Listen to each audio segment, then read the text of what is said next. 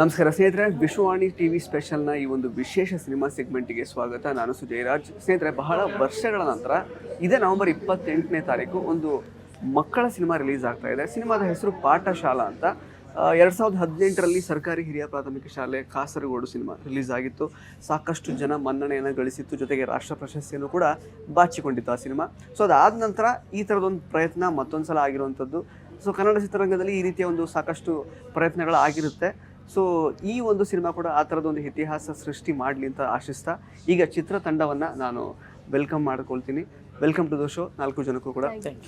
So ಸಿನಿಮಾದ teaser ಮತ್ತು ಹಾಡುಗಳನ್ನು ನಾವು ನೋಡಿದ್ದೀವಿ. ಸೊ ಮೇನ್ಲಿ ನನಗೆ ತುಂಬ ಅಪೀಲ್ ಆಗಿದ್ದು, ಇಷ್ಟು ದೊಡ್ಡ ಕ್ಯಾನ್ವಾಸಲ್ಲಿ ಸಿನಿಮಾ ಮಾಡೋದು ಬಹಳ ಕಷ್ಟದ ಕೆಲಸ. ಫಸ್ಟ್ ಆಫ್ ಆಲ್ ಅಂದರೆ ಅಷ್ಟರಲ್ಲಿ ಎಷ್ಟು ಜನ ಕ್ಯಾರೆಕ್ಟರ್ಗಳನ್ನು ನೀವು ಆ್ಯಕ್ಚುಲಿ ರಿಜಿಸ್ಟರ್ ಮಾಡಿಸ್ತೀರಾ ಅನ್ನೋದು ನಿರ್ದೇಶಕರ ಒಂದು ಸಾಮರ್ಥ್ಯಕ್ಕೆ ಬಿಟ್ಟಿದ್ದು.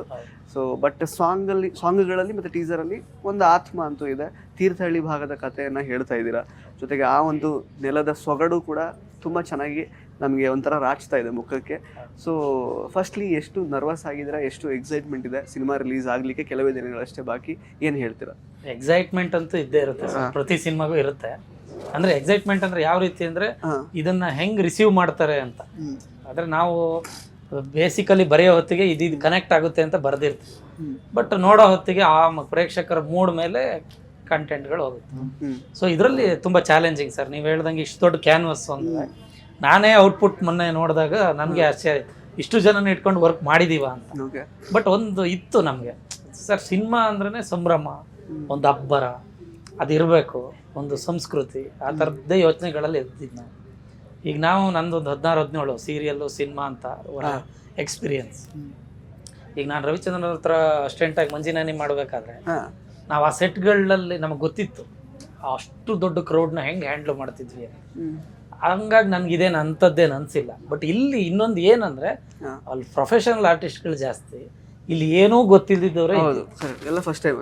ಬರೀ ನಮಗೆ ಬಾಲಾಜಿ ಮನೋಹರ್, ಕಿರಣ್ ನಾಯ್ಕ್, ನಟನ ಪ್ರಶಾಂತ್, ಅಕ್ಷಯ್ ಬಿಟ್ರೆ ಆಲ್ಮೋಸ್ಟ್ ಎಲ್ಲರೂ ಹೊಸಬ್ರು.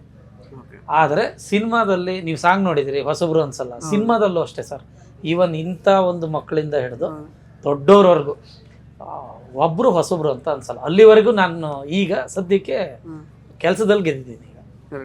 ಸರಿ, ಸದ್ಯಕ್ಕೆ ಈಗ ನಮ್ಮ ಶೋ ಅಲ್ಲಿ ನಿಮ್ಮೆಲ್ಲರಿಗಿಂತ ದೊಡ್ಡವರು ಅಂತಂದ್ರೆ ಸರ್ ಇದ್ದಾರೆ, ಸ್ವಾಮಿಗಳು. ಸ್ವಾಮಿಗಳೇ, ನಿಮ್ಮ ಸ್ವಲ್ಪ ಇಂಟ್ರೊಡಕ್ಷನ್ ಮಾಡ್ಕೊಳ್ಳಿ. ಪ್ಲಸ್ ನಿಮ್ಮ ಹೆಸರೇನು, ನೀವು ಏನು ಪಾತ್ರ ಮಾಡಿದ್ದೀರಾ ಸಿನಿಮಾದಲ್ಲಿ? ನನ್ನ ಹೆಸರು ಶ್ರೀಯಾನಂದ್ ಶೆಟ್ಟಿ ಅಂತ. ನಾನು ಪಿಕ್ಚರಲ್ಲಿ ನನ್ನ ಹೆಸರು ಸುರೇಶ ಅಂತ. ಓಕೆ.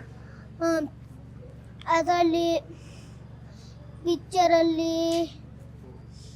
ಏನು ಪಾತ್ರ, ಏನು ಮಾಡ್ತೀರಾ ನೀವು? ಹೇಳುವುದು ಸೀನು. ಓಕೆ. ಬೇರೆ ಸೀನು ಸ್ಕೂಲಲ್ಲಿ ಇದ್ದೀನಿ. ಮತ್ತೆ ಹಾಡಲ್ಲಿದ್ದೀರಾ? ಒಂದಿದ್ರೆ ಅನ್ಸುತ್ತೆ, 10 ಸೀನ್ ಇದೆ ಅನ್ಸುತ್ತೆ. ಅಷ್ಟೇ ಕೊಟ್ಟಿದ್ದು ಅವರು ಅನ್ಸುತ್ತೆ, ಇದೆ 10 ಸೀನು. ಮತ್ತೆ ಹಾಡಲ್ಲಿ ಏನೋ ಇದ್ದೀರಾ ನೀವು? ಹಾಡಲ್ಲಿ ಸಿನಿಮಾ ನೋಡಿದ್ದೀರಾ ನೀವು ಹೆಂಗ್ ಮಾಡಿದ್ದೀರಾ ಅಂತೆಲ್ಲ? ನೋಡಿಲ್ಲ, ತೋರಿಸಿಲ್ಲ ಇನ್ನು ಡೈರೆಕ್ಟ್ರು. ಕೇಳಲಿಲ್ವಾ ಯಾಕೆ ತೋರಿಸಿಲ್ಲ ಅಂತ? 28ಕ್ಕೆ ಪಿಕ್ಚರ್ ರಿಲೀಸ್. ಪಿಕ್ಚರಿಗೆ ಬನ್ನಿ ನೋಡಕ್ಕೆ ಅಷ್ಟೇ. ಸರಿ ಸರ್, ಓಕೆ. ನಿಮ್ಮ ಪಾತ್ರ ನೇಹ ಅವರು, ನೀವು ಏನು ಪಾತ್ರ ನಿಭಾಯಿಸಿದ್ದೀರಾ? ಪಾತ್ರ ವೀಣಾ ಅನ್ನೋ ಕ್ಯಾರೆಕ್ಟರ್ ನಾನು ಇದು ಮಾಡಿದ್ದೀನಿ. ಅದರಲ್ಲಿ ಮೇಯ್ನ್ ಆಗಿ ಅಂದರೆ ಪೇರೆಂಟ್ ಆಗಿ ಒಂದು 3 ಜನ ಈ ಗಾಸಿಪ್ ಆಂಟೀಸ್ ಆ ಥರ ಇರ್ತಾರೆ. ಊರು ಮನೇಲಿ ಅಕ್ಕಪಕ್ಕ ಗಾಸಿಪ್ ಆಂಟೀಸ್ ಇರ್ತಾರೆ. ಅದರಲ್ಲಿ ವೀಣಾ, ಯಶೋಧ, ಲಕ್ಷ್ಮಿ ಅನ್ನೋ 3 ಕ್ಯಾರೆಕ್ಟರ್ ಬರುತ್ತೆ. ಅದರಲ್ಲಿ ವೀಣಾ ಅನ್ನೋ ರೋಲ್ನ ಮಾಡಿದ್ವಿ ನಾವು. ಮೇಯ್ನ್ ಆಗಿ ಅಲ್ಲಿ ಏನಂದ್ರೆ ಅಕ್ಕಪಕ್ಕದ ಮನೆಯಿಂದ ಆಚೆಯಿಂದ ಈಚೆ ಮನೆಗೆ, ಈಚೆಯಿಂದ ಆಚೆ ಮನೆಗೆ ಹೇಳೋದೇ ನಮ್ಮ ಕೆಲಸ. ಬರೀ ಗಾಸಿಪ್ಟೇ ಮಾಡ್ತಾ ಇರ್ತೀವಿ ಜಾಸ್ತಿ. ಆಮೇಲೆ ಪೇರೆಂಟ್ ಆಗಿ ಮಾಡಿರೋದು ಅಷ್ಟೇ. ಸೊ ಗಾಸಿಪ್ ಅದು ನಾರ್ಮಲಿ ಇನ್ನೇಟ್ ಇರುವಂತ ಒಂದು ಅಭ್ಯಾಸ ನಿಮಗೆ, ಜನರಲ್ ಆಗಿ ರಿಯಲಿಸ್ಟಿಕ್ ಆಗಿ ಇದೆ. ಸೊ ಅದು ರಿಯಲ್ ಆಗಿ ಮಾಡಿದ್ರೆ ಅನ್ಕೋಬಹುದು. ಅಂದ್ರೆ ಡಿಫ್ರೆಂಟ್ ಆಗಿ ಅದರಲ್ಲಿ ಕಾಣ್ತೀವಿ. ಅಂದ್ರೆ ಬಟ್ಟೆ ಚೇಂಜ್ ಆಗಿದೆ, ಇವಾಗ ಇರೋಕಿನ್ನ ಡಿಫ್ರೆಂಟ್ ಆಗಿ ಕಾಣ್ತಾ ಇದೀವಿ. ಏಜಿಗೂ ಆ ಮಾಡಿರೋ ರೋಲ್ಗೂ ಕಾಂಬಿನೇಷನ್ ಇಲ್ಲ, ಅಷ್ಟು ಫುಲ್ ಡಿಫ್ರೆಂಟ್ ಆಗಿ ತೋರಿಸಿದ್ದಾರೆ ಮಂಜು ಸರ್. ಅಲ್ಲ ರಿಯಲ್ ಲೈಫಲ್ಲಿ ಗಾಸಿಪ್ ಹೇಗಿದ್ರು ನಿಮಗೆ ಅಭ್ಯಾಸ ಆಗಿದೆಯಲ್ಲ, ಅದೇ ರಿಯಲಿಸ್ಟಿಕ್ ಆಗಿ ಇಲ್ಲ, ನಾವು ಇವಾಗ ಅಷ್ಟು ಗಾಸಿಪ್ ಇಲ್ಲ, ಬಟ್ ರೋಲಲ್ಲಿ ತುಂಬಾ ಗಾಸಿಪ್ ಆಗಿದೀವಿ. ಅದು ಮಲ್ನಾಡ್ ಸ್ಲ್ಯಾಂಗ್ ಅಲ್ಲಿ ಆ ತರ ತುಂಬಾ ಡಿಫ್ರೆಂಟ್ ಆಗಿ ತುಂಬಾ ಚೆನ್ನಾಗಿದೆ. ಎಸ್ ಸರ್, ನೀವು ಆ್ಯಕ್ಚುಲಿ ಹೆದ್ದೂರು ಮಂಜುನಾಥ ಶೆಟ್ಟಿ ಅವರು ನಿರ್ದೇಶನದ ಜೊತೆಗೆ ಪಾತ್ರ ಕೂಡ ಮಾಡಿದ್ದೀರಾ. ಸೊ ಏನು ಅಂದರೆ ನಿಮ್ಮ ಪಾತ್ರದ ಔಚಿತ್ಯ ಏನು, ಈ ಸಿನಿಮಾದ ಕಥೆಗೆ ಯಾವ ರೀತಿ ಅದು ಪೂರಕವಾಗಿರುತ್ತೆ? ಅಂದರೆ ಅದೇನು ತುಂಬ ಇಂಪಾರ್ಟೆಂಟ್ ಪಾತ್ರ ಅಲ್ಲ, ಬಟ್ ಬಟ್ ಗಾಸಿಪ್ ವೈಫ್ ಇದ್ದಾರೆ. ಹೌದು, ಹಂಗಾಗಿ ಸ್ವಲ್ಪ ನಮ್ಮ ಪಾತ್ರಕ್ಕೆ ಒಂದು ತೂಕ ಬಂದಿದೆ. ಓಕೆ, ಅಂದರೆ ನೀವು ಅವ್ರನ್ನ ಕಂಟ್ರೋಲ್ ಮಾಡೋದ್ರೆ ನಿಮ್ಮ ಕೆಲಸನ ಹೇಗೆ ಅಂತ? ಹಾಂ, ಒಂದು ಯಾವ ಥರ ಅಂದರೆ ಈಗ ಡಿಮ್ಯಾಂಡ್ ಜಾಸ್ತಿ. ಓಕೆ, ನನ್ನ ಮಕ್ಕಳನ್ನ ಗೌರ್ಮೆಂಟ್ ಸ್ಕೂಲ್ ಬೇಡ, ಅವ್ರು ಬೇರೆಯವ್ರ ಥರನೇ ಪ್ರೈವೇಟಿಗೆ ಸೇರ್ಸೋಣ ಅಂತ. ನಾವು ಅವ್ರ ಬಾಯಲ್ಲೇ ಪ್ರೈವೇಟಿಗೆ ಬೇಡ ಗೌರ್ಮೆಂಟಿಗೆ ಸೇರ್ಸೋಣ ಅಂತ ಹೆಂಗೆ ಹೇಳಿಸ್ತೀವಿ ಅನ್ನೋ ಒಂದು ಪಾತ್ರ ಕಿಟ್ಟಣ ಅಂತ. ಪಾತ್ರ ಅಂದ್ರೆ ಈಗ ತುಂಬಾ ಇಂಪಾರ್ಟೆಂಟ್ ಪಾತ್ರ ಸರ್ ಅದು. ಹೌದು, ಇಂಪಾರ್ಟೆಂಟ್. ಅಂದ್ರೆ ಸುಮಾರು ಜನ ಇನ್ಸ್ಪಿರೇಷನ್ ಆಗ್ತಾರೆ. ಅಂದ್ರೆ ಬೇರೆಯವರು ಓ ಈ ಥರನೂ ಮಾಡಿದ್ರೆ ನಮ್ದು ಒಂದು ಸ್ವಲ್ಪ ಉಳಿಯುತ್ತೆ ಅನ್ನೋದು. ಇದೇನಾ ರಿಯಲ್ ಲೈಫ್ ಇನ್ಸಿಡೆಂಟ್ ಇಂದ ತಗೊಂಡಿರೋದು ಈ ಫಿಲಮ್ಗೆ? ನಂದಲ್ಲ, ಬೇರೆಯವ್ರು. ಆಕ್ಚುಲಿ ಹೌದು ಸರ್, ಆಕ್ಚುಲಿ ಕತೆ ಅಂತ ಹೋದಾಗ ಇದು ರಿಯಲ್ ಇನ್ಸಿಡೆಂಟ್. ನನ್ನ ವೈಫ್ ಚಿಕ್ಕಪ್ಪ ಒಂದು ಮ್ಯಾಟ್ರ್ ಹೇಳಿದ್ರು, ಅರಣ್ಯ ಅಧಿಕಾರಿಗಳನ್ನ ಹೆಂಗೆ ಯಾಮಾರಿಸಿದ್ರು ಅಂತ. ಅದೇ ಮೇನ್ ನಾಟ, ಅದನ್ನ ಇಟ್ಕೊಂಡೇ ಡೆವಲಪ್ ಮಾಡಿರೋದು ಇದೆಲ್ಲ. ಅದು ಒರಿಜಿನಲ್ ಸ್ಟೋರಿ ನಿಮ್ಗೆ 50% ಹೆಚ್ಚು ಕಡಿಮೆ ಬರುತ್ತೆ. ಬಟ್ ಕೆಲವು ಕ್ರಿಯೇಟ್ ಮಾಡಿದ್ವಿ ಆಗಿಂದೆಲ್ಲ, ನಮ್ಮ ಅನುಭವ, ಬೇರೆಯವ್ರ ಅನುಭವ, ಹಿಂಗೆ ಇಂಥವ್ರೆಲ್ಲ ಇರ್ತಾರೆ, ಕೇಳ್ತೀವಿ ಆ ಕಾಲದಲ್ಲಿ ಏನೇನು ಮಾಡಿದ್ರಿ ಅಂತ. ಅದನ್ನೇ ತಗೊಂಡು ರಿಯಲಿಸ್ಟಿಕ್ ಆಗಿ. ನಿಮ್ಮ ಚಿಕ್ಕಪ್ಪ ಇವರಲ್ಲ ತಾನೆ? ಇಲ್ಲ ಇಲ್ಲ, ಚಿಕ್ಕಪ್ಪ ಇವರಾಗಿಲ್ಲ. ಚಿಕ್ಕಪ್ಪ ಅವರು ಈಗಲೂ ಮತ್ತೆ ಅದನ್ನ ಫೇಸ್ ಮಾಡ್ತಿದ್ದಾರೆ. ಮತ್ತೆ ಯಾರು ಫೇಸ್ ಮಾಡ್ತಿದಾರ? ಹೌದು, ಯಾವಾಗ ಅವರಿಗೆ ಆ ಥರ ಟಕಫರ್ ಆಗಿತ್ತು, ಆ ಆಫೀಸರ್ ಈಗ ಮತ್ತೆ ಟ್ರಾನ್ಸ್ಫರ್ ಮಾಡ್ಕೊಂಡು ಅಲ್ಲಿಗೆ ಬಂದಿದ್ದಂತ ಆಟಕ್ಕೆ. ನಾವು ಬಟ್ ಕ್ಲೈಮ್ಯಾಕ್ಸ್ ಅಲ್ಲಿ ಹಾಗೆ ಮಾಡಿಲ್ಲ, ತೋರಿಸಿಲ್ಲ, ಪ್ರಾಬ್ಲಮ್ ಆಗುತ್ತಲ್ಲ. ಸರ್ ನೀವು ಹೇಳಿ, ಆ್ಯಕ್ಚುಲಿ ಕೋ ಪ್ರೊಡ್ಯೂಸರ್ ಕೂಡ ಹೌದು, ಒಂದು ಪಾತ್ರನೂ ಮಾಡಿದ್ದೀರಾ ಸಿನಿಮಾದಲ್ಲಿ. ಈ ಥರದೊಂದು ಸಿನಿಮಾ ಪ್ರೊಡ್ಯೂಸ್ ಮಾಡೋದು along with the producer, so ಎಷ್ಟು ಕಷ್ಟ ಆ್ಯಕ್ಚುಲಿ, ಎಷ್ಟು ಚಾಲೆಂಜಿಂಗ್? ಚಾಲೆಂಜ್ ಅಂದರೆ ನಾವು ಪ್ರೊಡ್ಯೂಸರ್ ಅಂತೇಳಿ ಬಂದಿದ್ದಲ್ಲ. ನಮ್ಮಲ್ಲಿ ತೀರ್ಥಹಳ್ಳಿಲಿ ಮನೆ ಮಾತಾಗಿತ್ತು, ಪಾಠಶಾಲಾ ಅಂತೇಳಿ ಒಂದು ಪಿಕ್ಚರ್ನ ಶೂಟಿಂಗ್ ಮಾಡೋಕ್ಕೆ ಬಂದಿದ್ದಾರೆ ಅಂತೇಳಿ ಒಂದು ತಿಂಗಳು 2 ತಿಂಗಳ ಹಿಂದೆ ಬ್ಯಾಕಲ್ಲಿ ಸ್ವಲ್ಪ ಎಲ್ಲರೂ ಓಡಾಡ್ತಿತ್ತು. ಅವ್ರು ಆಡಿಷನಿಗೆ ಅಂತೇಳಿ ಮಕ್ಕಳನ್ನೆಲ್ಲ ಹುಡುಕ್ತಾ ಇದ್ರು. ಅವಾಗ ನನ್ನ ಫ್ರೆಂಡ್ ಒಬ್ರು ರವೀಶ್ ಅಂತ ಇದ್ದಾರೆ, ಅವರು ಇದ್ರ ಬಗ್ಗೆ ಹೇಳಿದ್ರು, ಹಿಂಗಿದೊಂದು ಬರ್ತಿದೆ ಒಳ್ಳೆ, ಅಂದರೆ ನಮ್ಮ ದಶಕದ್ದು 80-90 ದಶಕದ್ದು ಮಕ್ಕಳು ಯಾವ ಥರ ಓದಿದ್ರು ಅದ್ರದ್ದು ಹಿಸ್ಟ್ರಿ ಇಟ್ಕೊಂಡು ಪಿಕ್ಚರ್ ತೆಗಿತಿದ್ದಾರೆ ಅಂತೇಳಿ. ಅವಾಗ ನಾವು ಅದ್ರ ಬಗ್ಗೆ ಏನು ಗಮನ ಕೊಟ್ಟಿರಲಿಲ್ಲ. ಆಮೇಲೆ ನಮ್ಮ ಅಲ್ಲಿಂದ ಮತ್ತೆ ಬೇರೆ ನಮ್ಮ ಫ್ರೆಂಡ್ಸ್ ರವಿ ಶೆಟ್ಟರು ಅಂತೇಳಿ, ಅರುಣ್ ಅಂತೇಳಿ, ಅವರು ಎಲ್ಲರೂ ಮಾತಾಡೋಕ್ಕೆ ಸೇರಿದಾಗ ಒಂದು ಯಾಕೆ ನಾವು ಇವರು ಬಂಡವಾಳದ ಹೂಡಬಾರ್ದು ಅಂತ, ಪ್ರೊಡ್ಯೂಸರ್ ಅಂತ ಏನಲ್ಲ, ಒಂದು ಇದಕ್ಕೊಂದು ಹೆಲ್ಪ್ ಮಾಡೋಣ ಅಂತ. ಪಾಠಶಾಲಾ ಏನಂದ್ರೆ ಪಾತ್ರ ಕೊಡ್ತೀವಿ ಅಂತ ಆಮಿಷ ಏನಾದ್ರು ಒಡ್ಡಿದ್ರು? ಪಾತ್ರ ಕೊಡ್ತೀವಿ, ಪಾತ್ರ ಆಮೇಲೆ ಕೊಡ್ತೀವಿ, ಗೊತ್ತೇ ಇಲ್ಲ ನಮಗೆ ಪಾತ್ರ ಕೊಟ್ಟಿದ್ರಂತಾರೆ, ನಮ್ಗೆ ಗೊತ್ತಿಲ್ಲ. ನಾವೊಂದು ಹೆಲ್ಪ್ ಮಾಡೋಣ ಅಂತೇಳಿ ಮತ್ತೆಲ್ಲ ಸೇರ್ಕೊಂಡು ಅವ್ರ ಶೆಟ್ರು ಆಫೀಸಲ್ಲೇ ಎಲ್ಲದ ಆಡಿಷನ್ ಎಲ್ಲ ನಡೀತಾ ಇತ್ತು, ಮಾಡ್ಕೊಂಡು ಮತ್ತೆಲ್ಲ ಸಣ್ಣ ಮಟ್ಟದಲ್ಲಿ ಒಂದು ಪ್ರೊಡ್ಯೂಸರ್ ಅಂತೇಳಿ ಮಾಡ್ಕೊಂಡಿರೋದು. ಆದರೆ ಅದು ದೊಡ್ಡ ಮಟ್ಟಕ್ಕೆ ಆಮೇಲೆ ಹೋಯ್ತು, ಎಲ್ಲರದ್ದು ಸಹಕಾರದಿಂದ ದೊಡ್ಡ ಮಟ್ಟಕ್ಕೆ ಹೋಯ್ತು. ಆಮೇಲೆ ನಮಗೊಂದು ಪಾತ್ರ ಇದೆ ಅಂತ ಹೇಳಿದ್ರು, ಅದರಲ್ಲಿ ಒಂದು ಪಾತ್ರನೂ ಮಾಡಿದ್ದೀವಿ, ನಾರಾಯಣಾಚಾರ್ಯ ಅಂತೇಳಿ. ಅದು ಒಂದು ವಿಲನ್ ಪಾತ್ರನೂ ಕೂಡ ಹೌದು. ಅದರಲ್ಲಿ ನಮ್ಮನ್ನ ಒಂದು ಆ್ಯಕ್ಟಿಂಗಿಗೂ ತೋರಿಸಿದ್ದಾರೆ. ಮತ್ತೆ ಎಬಿಲಿಟಿ ಇತ್ತು ಸರ್, ಇವರೆಲ್ಲ ಡ್ರಾಮಾ ಮಾಡಿದವರು, ಸಿನಿಮಾಗಳನ್ನ ಯಾವ ಶೋನು ಬಿಡ್ದಿದ್ದಂಗೆ ಕಾಲೇಜ್ ಟೈಮಲ್ಲಿ ನೋಡಿದವರು. ಇದನ್ನೆಲ್ಲ ಕೇಳ್ತಿದ್ನಲ್ಲ, ಈಗ ಇನ್ವೆಸ್ಟ್ಮೆಂಟ್ ಇರುತ್ತೆ, ಇನ್ವೆಸ್ಟ್ಮೆಂಟ್ ಇರೋರಿಗೆ ಆ್ಯಕ್ಟಿಂಗ್ ಮಾಡಿಸ್ಬಾರ್ದು ಅಂತೇನಿಲ್ಲ, ಅವ್ರು ಕೇಪಬಲ್ ಇತ್ತು ಮಾಡಿದ. ಬಟ್ ಎಲ್ಲರ ಹತ್ರನೂ ಮಾಡಿಸಿದ್ದೀನಿ, ಇರಲಿ ಅಂತ. ಯಾಕಂದರೆ ಸಿನಿಮಾ ಅನ್ನೋದೊಂದು ನೆನಪಿನ ಬುತ್ತಿ ಸರ್, ಅದು ಎಲ್ಲರಿಗೂ ಆಗಲ್ಲ ಮಾಡೋದು. ಸೊ ಇವರೇ ಒಂದು ಅದಕ್ಕೆ ಬಂಡವಾಳ ಹಾಕಿದಾಗ ಅವ್ರದ್ದು ಒಂದು ಎಫರ್ಟ್ಸಲ್ಲಿ ಕಾಣಿಸ್ಲಿ. ಚೆನ್ನಾಗಿ ಮಾಡದೇ ಇದ್ದಿದ್ರೆ ನಾನೇ ಬೇಡ ಸರ್ ಅಂತಿದ್ದೆ, ಬಟ್ ಸೂಪರ್ ಆಗಿ ಮಾಡ್ಯಾರ. ನೀವು ನೋಡಿರ್ಬೋದು ಆ ಟೀಸರಲ್ಲಿ ಕುಲ್ ಮೇಲೆ ಟಕ್ ಟಕ್, ಅದು ಶ್ರೀಯುತ ಶ್ರೀ ಅವರೇ. ಅಂದ್ರೆ ನಾವು ಶೂಟಿಂಗ್ ನೋಡ್ತಿದ್ದು ಬಿಟ್ರೆ ಆಕ್ಟಿಂಗ್ ಕಮ್ಮಿನೇ. ಪಿಕ್ಚರ್ ಅಂತೂ ಸಾಕಷ್ಟು ನೋಡಿದೀವಿ, ಈ ಕಡೆ ನೋಡಿರ್ಲಿಲ್ಲ. ಆಕ್ಚುಲಿ ಸೂಪ್ರಮ್ ಶೋ ಏನ್ ಪಿಕ್ಚರ್ ಇದೆ ಅದ್ರಲ್ಲಿ ಮಾತ್ರ 2 ದಿವಸ ಕಾದು ಟಿಕೆಟ್ ತಗೊಂಡು, ಅಂದ್ರೆ ನಮಗ ಅನ್ಸೋ ಪ್ರಕಾರ ಜನರ ಗಮನ ಟಾಕೀಸಲ್ಲಿ ಬಂದು ನೋಡೋದು ಕಮ್ಮಿ ಆಗಿತ್ತೇನೋ, ಈ ಸೂಪ್ರಮ್ ಶೋ ಇಂದ ಮತ್ತೆ ಅದ್ರದ್ದು ಹವಾ ಜಾಸ್ತಿ ಆಗಿದೆ ಅಂತ ಅನ್ಕೊಳ್ತೀವಿ. ನಮ್ಮದು ಪಾಠಶಾಲೆನೂ ಅದೇ ತರ ಹವನ್ನ ಕ್ರಿಯೇಟ್ ಮಾಡ್ತದೆ ಅಂತ ನಾವು ಅನ್ಕೊಂಡಿದ್ವಿ. ಯಾಕಂದ್ರೆ ಅಷ್ಟು ಚೆನ್ನಾಗಿದೆ, ಹಾಡು ಇರ್ಬೋದು, ಸ್ಟೋರಿ ಇರ್ಬೋದು, ಆಕ್ಟಿಂಗ್ ಇರ್ಬೋದು. ಆಕ್ಟಿಂಗ್ ನೀವು ಎಲ್ಲರದ್ದು ಆಕ್ಟಿಂಗ್ ಅಷ್ಟು ಚೆನ್ನಾಗಿ ಮಾಡಿಸಿದ್ದಾರೆ ಅಂದ್ರೆ ಮಕ್ಕಳದೆಲ್ಲ ಡೈರೆಕ್ಟರ್ಗಳು ನಿಮ್ಗೆ ಅಷ್ಟು ಚೆನ್ನಾಗಿ ಮಾಡಿಸಿದ್ದಾರೆ. ಯಾರು ಆಕ್ಟಿಂಗ್ ಕಲ್ತು ಮಾಡಿದ್ದಾರೆ ಅಂತಾನೆ ಅನ್ಕೋಬೇಕು, ಆ ತರ ಸೂಪರ್ ಆಗಿ ಆಕ್ಟಿಂಗ್ ಬಂದಿದೆ. ಎಲ್ಲೂ ನಾವು ಹೊಸ ಪರಿಚಯ ಅಂತ ಅನ್ಸೋದೇ ಇಲ್ಲ, ಅಷ್ಟು ಚೆನ್ನಾಗಿದೆ. ಸ್ಟೋರಿನೂ ಚೆನ್ನಾಗಿ ಬಂದಿದೆ, ಎಲ್ಲದೂ ಚೆನ್ನಾಗಿ ಬಂದಿದೆ. ಅದರಿಂದ ಭಾರಿ ಚೆನ್ನಾಗಿದೆ, ನಮಗೂ ಖುಷಿ ಇದೆ. ಸರ್ ಇದು 10 ಸೀನ್ ಅಂತ ಹೇಳಿದ್ರಿ ನೀವು ಆ್ಯಕ್ಚುಲಿ ಯಾವ್ದಾದ್ರು ಒಂದು ಸೀನ್ ಇನ್ಯಾಕ್ಟ್ ಮಾಡಿ ಏನಾದ್ರು ತೋರಿಸ್ಬೋದಾ? ಇನ್ನಕ್ಕ ಹಾಂ, ಡೈಲಾಗ್ ಏನಾದ್ರು ಒಂದು ಡೈಲಾಗ್ ಹೇಳೋದು. ಯಾವ ಥರ ಡೈಲಾಗ್ ಹೇಳಿದ್ರಿ? ಯಾವ್ದು ಇಷ್ಟ ಆಗಿತ್ತು ನಿಮಗೆ? ಡೈಲಾಗ್ ಹೇಳ್ಬೇಕಾ? ಹೇಳಿ. 3 ದಾರಿ ಕೂರ್ಸಂಗ್ ಹೇಳಕ್ಕಾಗ ಹಾಂ, ಒಂದು ಅದೊಂದು ಮತ್ತೊಂದು ನೆನಪೋಯ್ತು ಬರ್ತಾಯ್ತಾ? ಅಷ್ಟು ಅದು ನೀವು ಯಾರ ಜೊತೆಗೆಲ್ಲ ಆ್ಯಕ್ಟ್ ಮಾಡಿದ್ದೀರಾ? ನಿಮ್ಮ ಜೊತೆಗೆ ಯಾರ್ಯಾರು ಇರ್ತಾರೆ ನಿಮ್ಮ ಸೀನಲ್ಲಿ? ನನ್ನ ಜೊತೆಗೆ ಒಬ್ಬ ಬುಲ್ಲಿ ಅಣ್ಣ ಅಂತ ಏನು ಒಬ್ಬ. ಹಾಂ, ಯಾವ ಸೀನ್ ನಿಮಗೆ ತುಂಬ ಇಷ್ಟ? ಏನು ಮಾಡಿದ್ರು ಇಷ್ಟ ಆಗಿತ್ತು? ಇಷ್ಟ ಆಗಿದ್ದಂದ್ರೆ ಮಳೆ ಬಂದಿದ್ದು, ಮಳೆಯಲ್ಲಿ ಆಟ ಆಡಿದ್ದು ಹಾಂ, ಚೆನ್ನಾಗಿತ್ತು. ಎಲ್ಲ ಒರಿಜಿನಲ್ ಮಳೆ ಎಲ್ಲ ಹಂಗೆ. ಈಗ ಡೈರೆಕ್ಟರ್ ಹೇಳ್ಕೊಟ್ಟಂಗೆ ಮಾಡಿದ್ದೀರಾ? ಎಕ್ಸ್ಟ್ರಾ ಏನಾದ್ರು ಮಾಡಿದ್ರಾ? ಹಂಗೆ ಇಷ್ಟ ಏನು ಮಾಡಿಲ್ಲ, ಇಲ್ಲ ಒನ್ ಟೇಕೆ ನಿಮ್ಮದು? ಒನ್ ಟೇಕಲ್ಲಿ ಮುಗಿಸಿದ್ರಾ ಅಥವಾ ಹೇಗೆ? ಒಂಟೆಕಲ್ ಮುಡ್ಸಿ ಒಂಟೇಕು ಹಾಂ, ಫುಲ್ ಆಟ ಆಡ್ಕೊಂಡಿರೋನು. ಈ ಅಲ್ಲಿ ನಿಮ್ಗೆ ಗೊತ್ತು ಅಂದ್ರೆ ಫುಲ್ ಮಳೆ, ನಾವೆಲ್ಲ ನಾವು ರೈನ್ ಎಫೆಕ್ಟ್ ಇಲ್ಲ, ಓಕೆ, ಒರಿಜಿನಲ್ ಮಳೆ ಕಾದು ಮಾಡಿರೋದು. ಆಮೇಲೆ ಕಾಡುಗಳಲ್ಲೆಲ್ಲ ಹೋದ್ರು ಪಾಪ ಹುಡುಗ ಬರೋರು. ಇವನೇನಂದ್ರೆ ಈ ಚಿಕ್ಕ ಈ ಒಂಥರ ಹಾವುಗಳು ಬರುತ್ತಲ್ಲ, ಏನೋ ಹಾವುದು, ಅದು ಒಂದು ಹೊಡೆದ್ರೆ ಒಂದು ಸಿಕ್ಕಾಬಟ್ಟೆ ಬರೋದು. ಇವನು ಅದ್ರಲ್ಲಿ ಆಟ ಆಡ್ಕೊಂಡಿರೋನು ಆ ಥರ ಎಲ್ಲ ಮಾಡ್ತಿದ್ದ.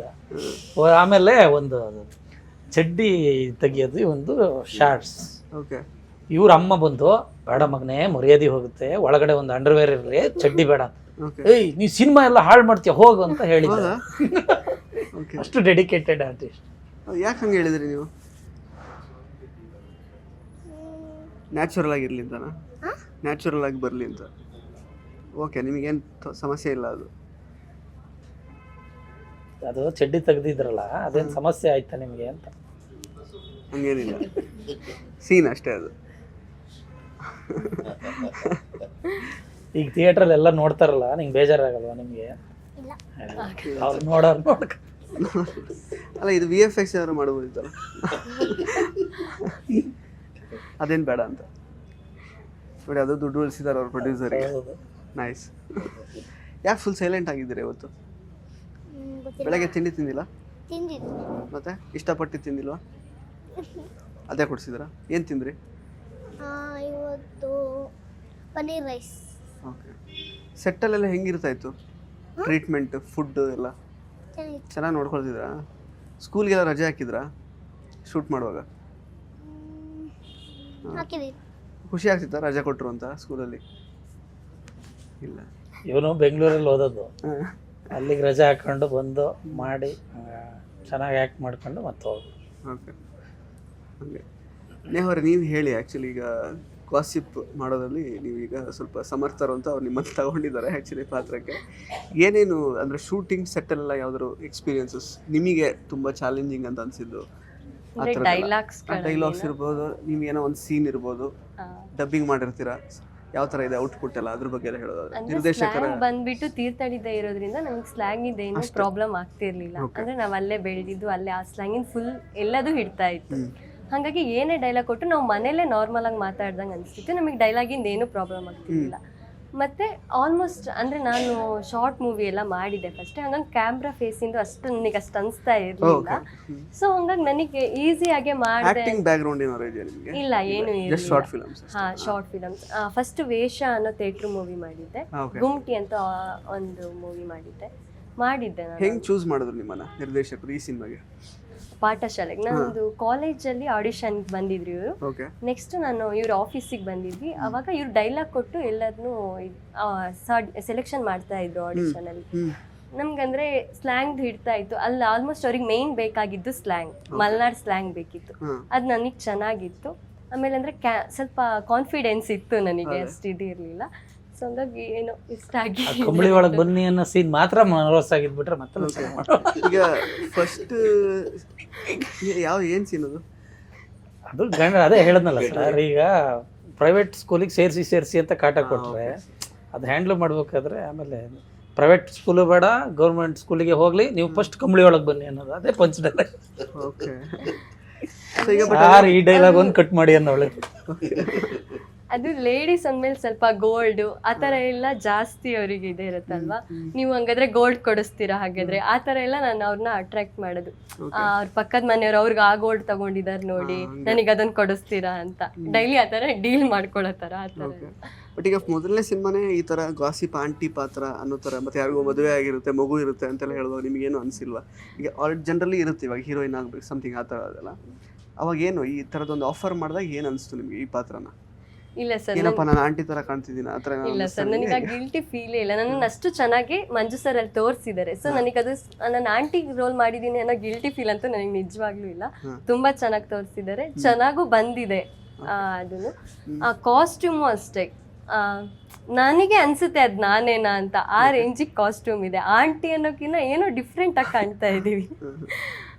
ಏನು ಗಿಲ್ಟಿ ಫೀಲ್ ಅಂತೂ ಯಾವ ಅಲ್ಲ, ಇದು ಸೀನ್ಗಳಲ್ಲೂ ಅಷ್ಟೇ ಸರ್, ಅವರಿಗೆ ಗೊತ್ತೋ ಇಲ್ವೋ ಕೆಲವೊಂದು ಸೀನ್ ಆ್ಯಕ್ಟ್ ಮಾಡ್ತಾ ಅವಳ ಕೈ ಆಗಿರ್ಬೋದು, ಮುಖ, ಕಣ್ಣರಳ್ಸ್ ಕೇಳೋದು, ನೀವು ಅಷ್ಟು ರಿಯಲಿಸ್ಟಿಕ್ ಅಂದರೆ ನಂಗೆ ಇನ್ನೊಂದು ಖುಷಿ ಅಂದರೆ ನಾವೀಗ ಡಿಗ್ರಿ ಕಾಲೇಜಲ್ಲಿ ಆಡಿಷನ್ ಮಾಡಿದ್ವಿ ಎಲ್ಲ ಈ ಥರ ಒಂದು 3-4 ಜನ, ಎಲ್ಲರಿಗೂ ಅದೇ ಥರ ಗೆಟಪ್, ಎಲ್ಲರೂ ಅಷ್ಟು ಚೆನ್ನಾಗಿ ಅಂದ್ರೆ ಇದ್ರಲ್ವಾ, ಆಲ್ಮೋಸ್ಟ್ ನನಗೆ ಏನು ಫೀಲ್ ಆಗ್ತಾ ಇರ್ಲಿಲ್ಲ. ನನ್ನ ಅವರೆಲ್ಲ ನಿಮ್ಗೆ ಒಂದು 45+ ಅವ್ರ ಜೊತೆಗೆ ಇದಿತ್ತು ಕೋಆರ್ಡಿನೇಟ್ ಅಂದ್ರೆ ಆಕ್ಟಿಂಗ್ ಅವ್ರಿಗೆ.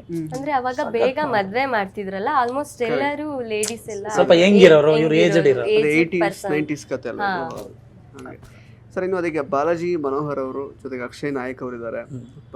ಅಂದ್ರೆ ಒಂದು ಆನ್ಸಂಬಲ್ ಕಾಸ್ಟ್ ಇದು ಆಕ್ಚುಲಿ.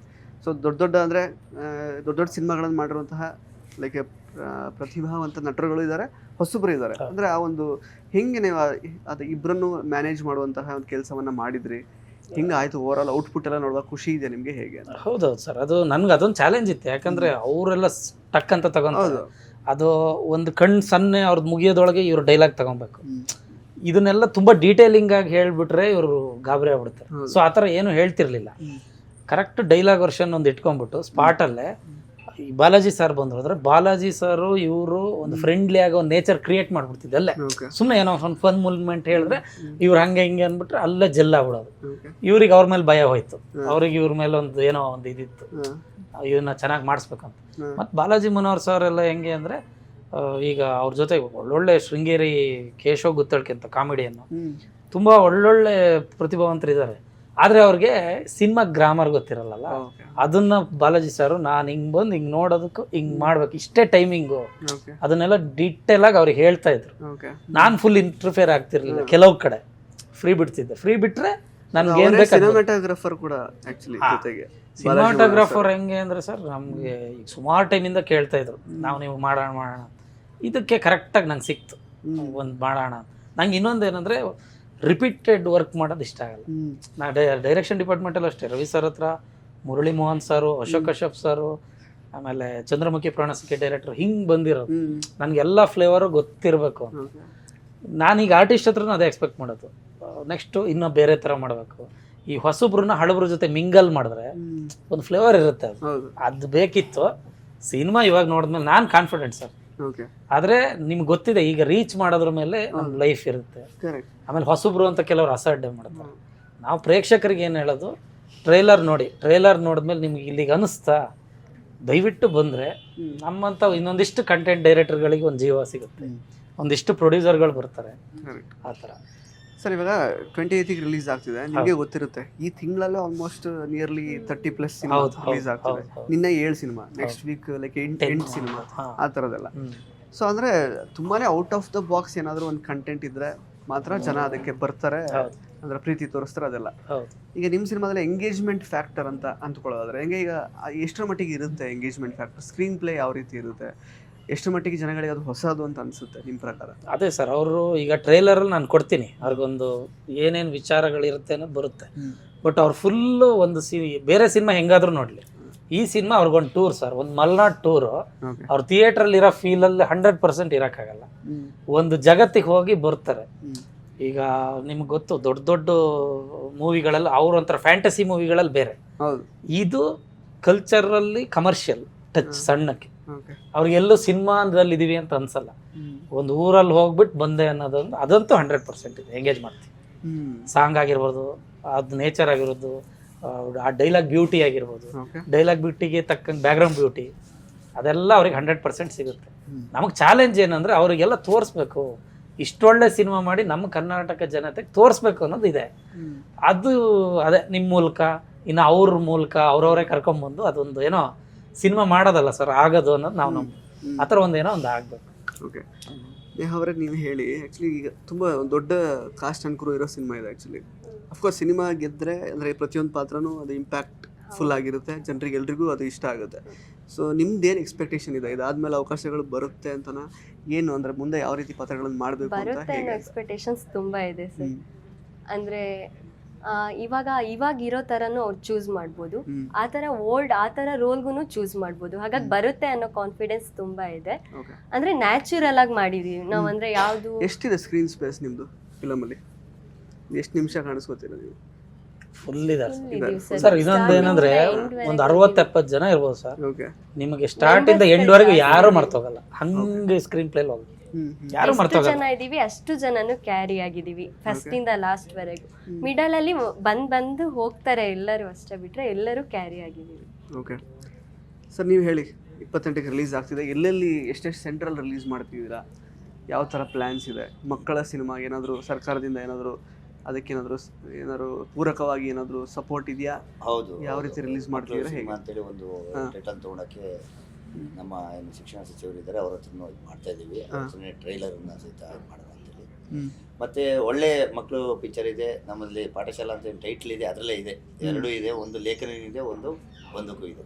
ಅಂದರೆ ಮಲೆನಾಡು ಕಥೆಯಲ್ಲಿ ನೀವು ಬಂದೂಕು ಅಂತೇಳಿ ಅದು ಬಂದೇ ಬರ್ತದೆ. ನೀವು 80ರ ದಶಕದಿಂದ ಇವಾಗಲೂ ಸಹಿತ ಬಂದೂಕಿನ ಕಥೆ ಇದೆ.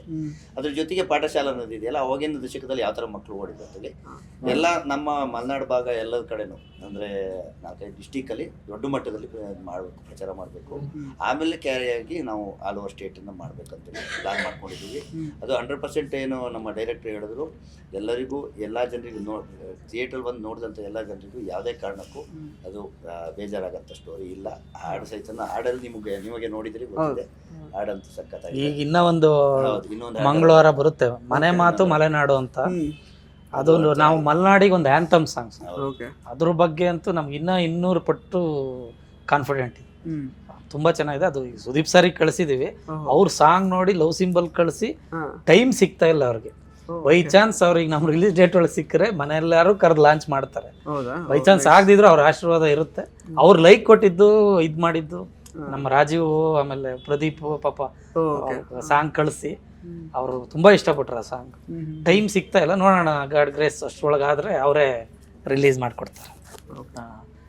ಸರ್ ನೀವು ಹೇಳಿ, 28ಕ್ಕೆ ರಿಲೀಸ್ ಆಗ್ತಾ ಇದೆ, ಏನು ಎಕ್ಸ್ಪೆಕ್ಟೇಷನ್ ಇಟ್ಕೊಂಡು ಸಿನಿಮಾ ನೋಡೋಕೆ ಬರಬೇಕು ಜನಗಳೆಲ್ಲ? ಸೂಫ್ರಮ್ಸ್ ಥರ ಇದ್ದರೆ ಸಾಕು ನನಗೆ.